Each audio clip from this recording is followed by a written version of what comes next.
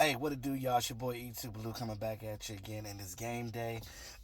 Week 3, Cowboys going against the Ravens today at 4:25 Eastern time, and it's a home game. Ravens come to Dallas, and I'm actually glad it's not here in the DMV area because I live in the Maryland, Baltimore area. So traffic here when there's a Ravens home game and a Commanders home game, traffic is crazy over here on 495. So, but yeah, um, with that being said, going into this game, um,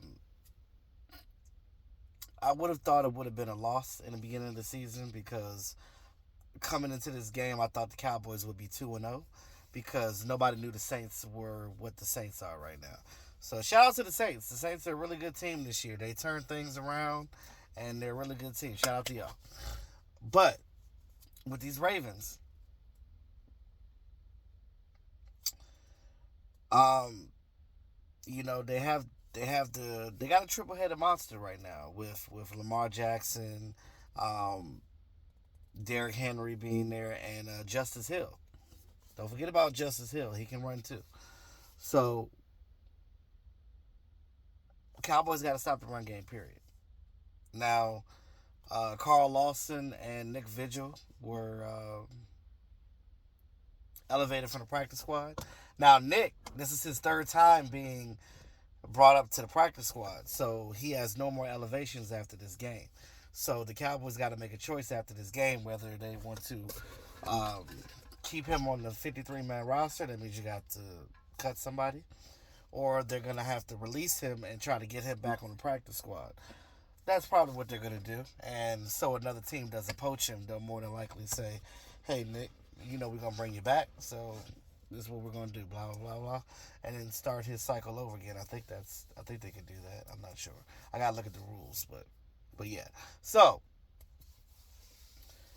knowing that the Cowboys went and got Carlos Watkins off of the Washington practice squad, they're bringing up Nick and they're bringing up Carl Lawson. Let you know right now they're serious about stopping that run this week. They are not going to allow themselves to get embarrassed again like they did last week. Now, if we go by recent history of the Dallas Cowboys, we don't lose 2 games in a row, especially at home. Um, so this being another home game, the Cowboys are ready to roll. Um, they were embarrassed last week, and they're not going to be embarrassed this week. Um, but they gotta contain Lamar Jackson. They're gonna have to put a spy on him. I would love to see Micah Parsons at the mic, and you can do that with Carl Lawson in there now because you can use him as a pass run defense because that's what Carl Lawson does. He's a great run defender. So is um, Tank Lawrence. So having these guys in these places and doing the right things and being prepared for the game will help you win the game. Now, I think a lot of this whole Shanahan style offenses that we always go against that beat us, I think that it's a little overblown.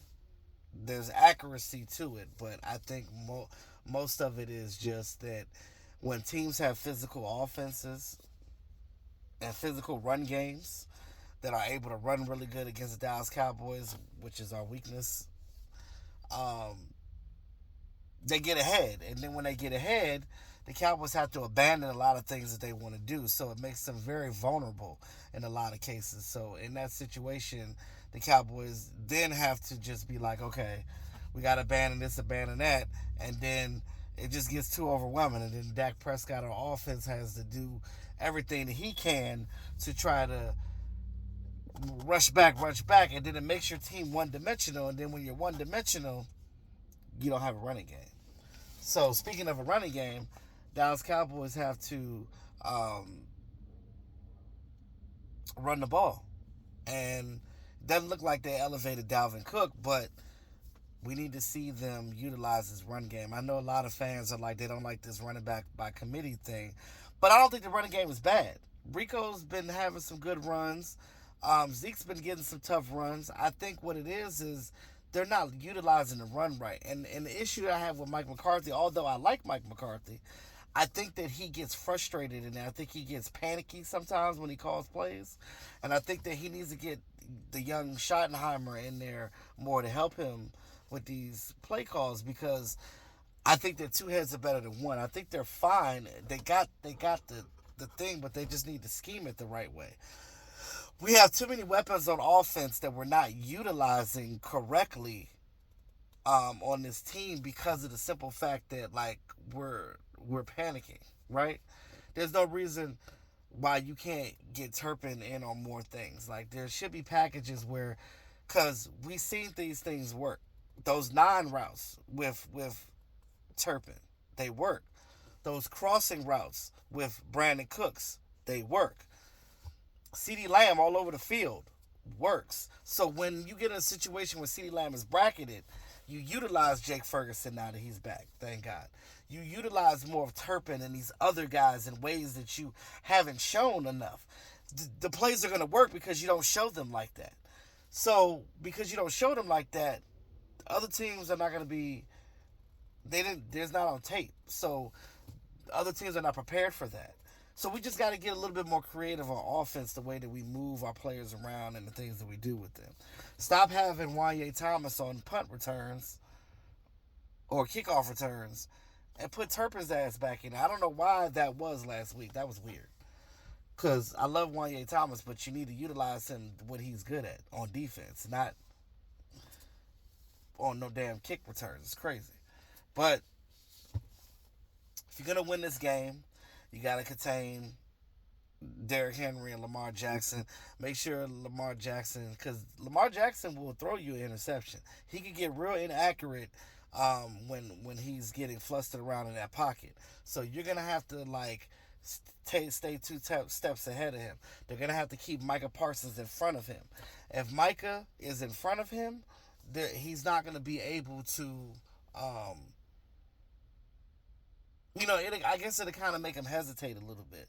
So that hesitation should help him help the defense to get that half a second to get to him and get the sacks or bat the ball down or intercept the ball. Because our defense is good, we just had a bad game last week, I think. And for those fans that are talking about, oh, the Cowboys can't bounce back, that's BS because we bounce back all the time. So for you to say that we don't bounce back is really dumb because we bounce back. We bounce back every time something happens. Yeah, sometimes maybe temporarily, but we do bounce back. That still counts as bouncing back. When you come back and you win that next game, you bounce back. So the fan base is so weird. It's very fair weather to me. And when I see these comments about, oh, the Cowboys suck and we can't do this, I don't know if that's the way you think or you're just listening to people outside of the fan base, but do not, Cowboys fans, allow people outside of Cowboy kingdom or fandom to make you feel bad about your Cowboys. There's teams that ain't made it to the Super Bowl even longer than the Dallas Cowboys. You think the Lions, for all them years that the Lions sucked, they're finally good now. But for all those years in the past that they weren't good, did they ever lose their fandom? Hell no. No. So why are we acting like this? It seems like the Cowboys fans are so fair weather. And when I hear like all the negativity and stuff, it irritates my soul. Because I'm like, I don't know if it's just because we get more attention than other teams, but you do understand that like we're not the only team that struggles. There's a lot of teams struggling this year. We're going against a team that could be 0-3 if we beat them today.